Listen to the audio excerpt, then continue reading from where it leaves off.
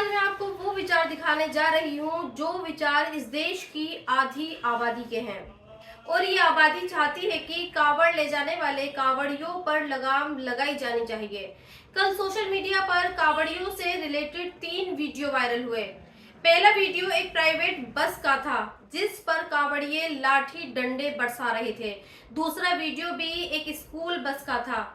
इस बस पर भी कावड़ियों ने लाठी डंडे बरसाए और तीसरा वीडियो भी मारपीट तोड़फोड़ का है। इस वीडियो में ये कहा गया है कि कावड़ियों ने हरिद्वार में एक चश्मे की दुकान को लाठी डंडों से तोड़ डाला।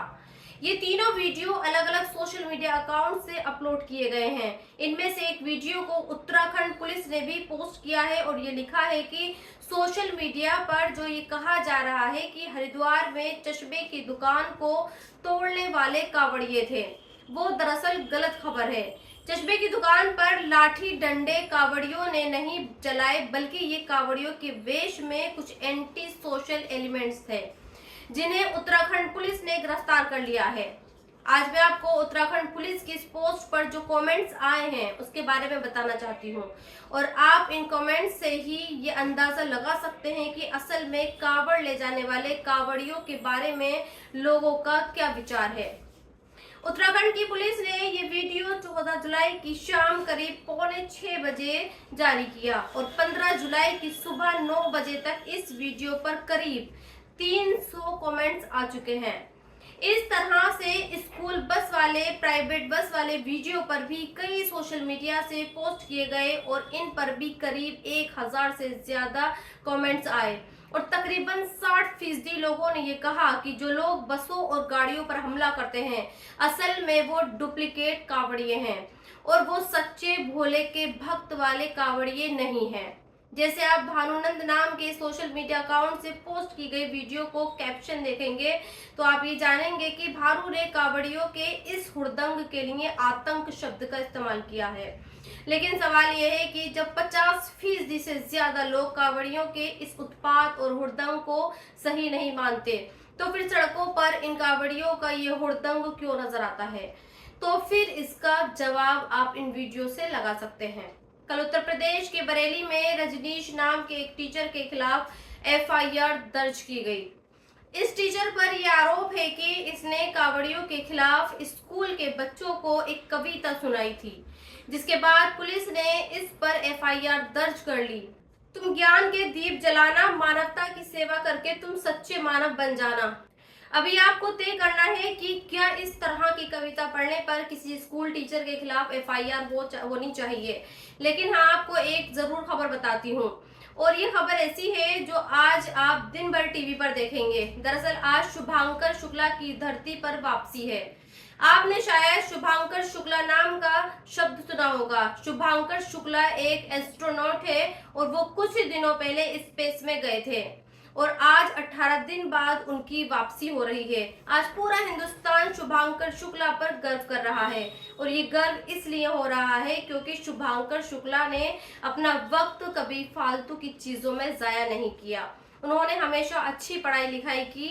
वो पहले इंडियन एयरफोर्स में ग्रुप कैप्टन बने, फिर वो इसरो के लिए गगनयात्री बने और अब वो स्पेस में घूमकर भी आ रहे हैं।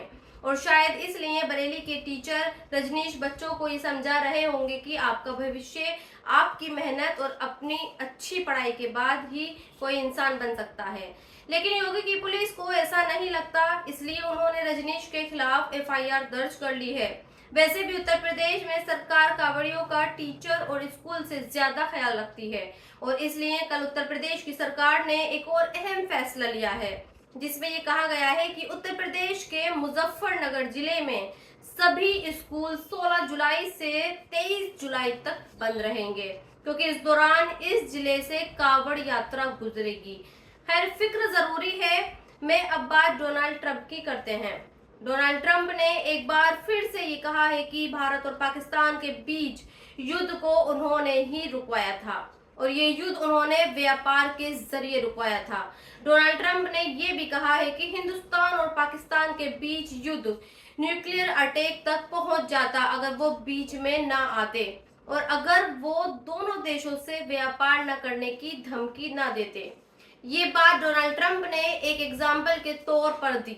दरअसल वो बात रूस और यूक्रेन के बीच युद्ध को रोकने की कर रहे थे और इसीलिए उन्होंने एग्जाम्पल के तौर पर ये कहा कि जैसे उन्होंने इंडिया और पाकिस्तान का युद्ध रुकवाया, वैसे ही वो रूस और यूक्रेन का भी युद्ध रुकवा देंगे।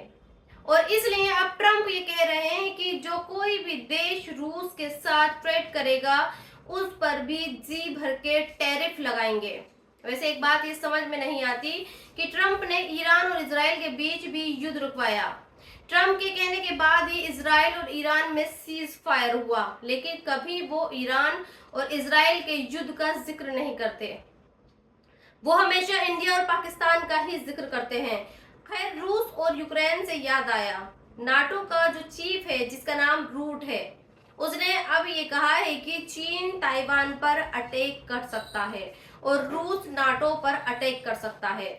उसने ये भी कहा है कि रूस, चीन, नॉर्थ कोरिया और ईरान सब मिले हुए हैं और ये लोग नाटो को बर्बाद करना चाहते हैं। और अब इस वीडियो के आखिर में आपको बिहार इलेक्शन से जुड़ी एक खबर बताती हूँ। दरअसल बिहार में चुनाव तो जब होंगे तब होंगे, लेकिन अभी फिलहाल वहां पर मामला ये चल रहा है कि असली वोटर कौन है। और इसी सिलसिले में कल बिहार पुलिस ने एक जाने माने पत्रकार और यूट्यूबर अजीत अंजुम के खिलाफ एफआईआर दर्ज की है और ये कहा है कि अजीत अंजुम ने बिहार में जाकर धार्मिक सौहार्द को बिगाड़ने की कोशिश की है। आज सोशल मीडिया पर बहुत सारे लोग अजीत अंजुम के फेवर में लिख रहे हैं और ये कह रहे हैं कि अजीत अंजुम ने सच दिखाया, इसलिए उन पर एफआईआर दर्ज की गई और उन पर कम्युनिकल डिस्कॉर्ड के चार्जेस लगाए गए। आज मैं आपको इस खबर का सच बताती हूँ जो आज बहुत सारे अंग्रेजी अखबारों में छापा है और ये खबर उस शिकायतकर्ता के बयान के आधार पर छापी गई है जिसके कहने पर अजीत अंजुम के खिलाफ एफआईआर दर्ज की गई। और उस शिकायतकर्ता का नाम है मोहम्मद अंसारुल हक। इस नाम को याद रखिएगा। अंसारुल हक ने एफआईआर में जो लिखा है वो आज आपको सुनना चाहिए। अंसारुल हक लिखते हैं कि जब वो BLO ऐप के जरिए काउंटिंग फॉर्म भर रहे थे तब उनके पास अजीत अंजुम नाम का ये पत्रकार आता है और उससे सवाल करने लगता है। अजीत अंजुम के सवाल वैसे तो हर तरह के होते हैं, लेकिन इस पत्रकार का जोर सबसे ज्यादा उन सवालों पर होता है जिनमें वो अंसारुल हक से ये पूछते हैं कि क्या इस पूरी प्रक्रिया में मुस्लिम वोटर्स को परेशान किया जा रहा है। अब सोचिए, चुनाव आयोग के एक मुस्लिम कर्मचारी से अजीत अंजुम ये सवाल करता है और बार बार सवाल यही करता है कि क्या चुनाव आयोग की इस प्रक्रिया में मुसलमान को परेशान तो नहीं किया जा रहा, क्या मुसलमानों के साथ कोई भेदभाव तो नहीं हो रहा।